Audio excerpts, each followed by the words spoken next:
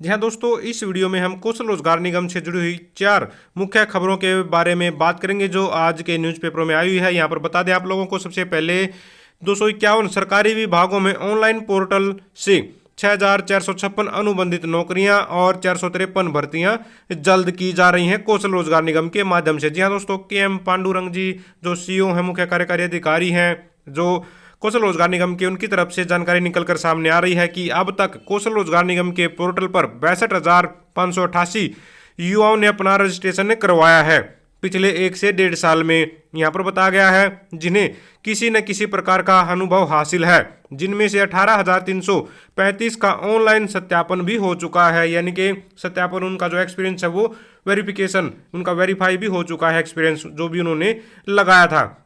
दूसरी तरफ बात करें तो यहाँ पर 2,91,888 युवा ऐसे हैं जिन्हें किसी तरह का अनुभव प्राप्त नहीं है, और यहाँ पर बताया गया है इनमें से 98,747 युवाओं को विभिन्न विभागों में पोर्ट किया जा चुका है। तो दोस्तों, ये जानकारी निकलकर सामने आ रही है कौशल रोजगार निगम के जो सीनियर अधिकारी हैं उनकी तरफ से।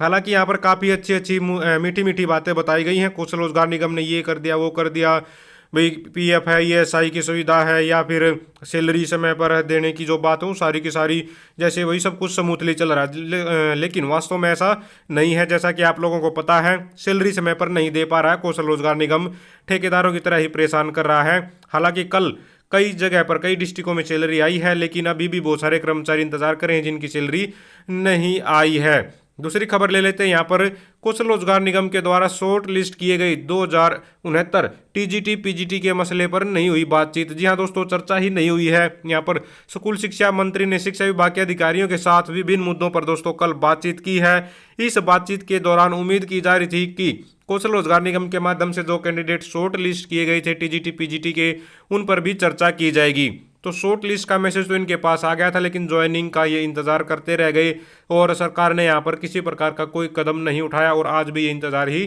कर रहे हैं।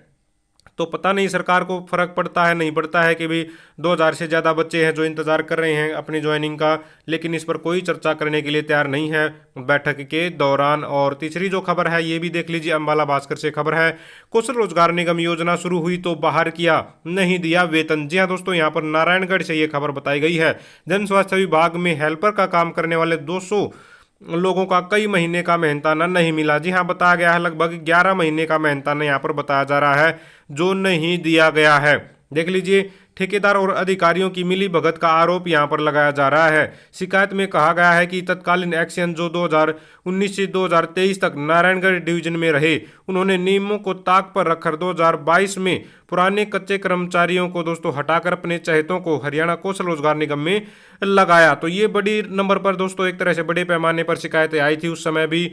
और यहाँ पर क्या कुछ बताया गया है देखिए, एक ही परिवार पहचान पत्र पर 2 से 3 लोगों को जन स्वास्थ्य विभाग में लगाया गया, जबकि 4 साल से काम कर रहे लोगों को बाहर कर दिया गया, जिनके वेतन का कोई रिकॉर्ड इस समय एक तरह से विभाग के पास नहीं है।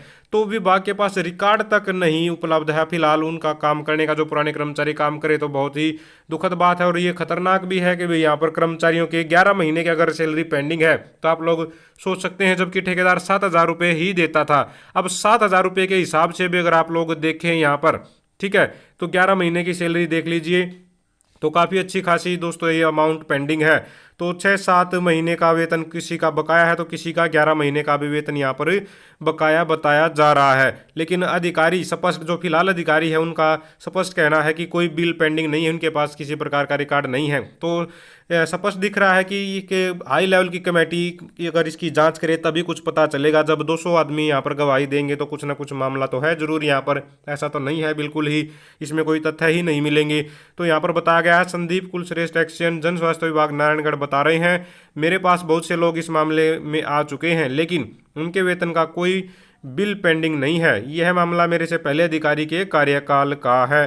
तो जब इनके पास कोई बिल ही पेंडिंग नहीं होगा तो ये भी कुछ नहीं कर पाएंगे। लेकिन अगर सही तरीके से हाई लेवल की एक तरह से मीटिंग बिठाकर इसकी जानकारी ली जाए, अगर इंक्वायरी की जाए, तो ज़रूर कोई ना कोई तथ्य निकल कर सामने आ सकते हैं और इस गड़बड़ झाले की जानकारी निकल कर सामने आ सकती है। और एक और अगली खबर देख लीजिए यहाँ पर दोस्तों, अभी बहुत जल्द लगभग ये मान लीजिए 2,000 के करीब कौशल रोजगार निगम के माध्यम से शारीरिक शिक्षा सहायक लगने जा रहे हैं। 1 साल के लिए ऐसे बताया गया है, लेकिन इनका कार्यकाल यहाँ पर नोट किया गया है 31/3/2024 तक ये रहेंगे इनके कार्यकाल। ठीक है, अभी 1 साल तो कैसे हो जाएगा इनको, सिंपल सी बात है।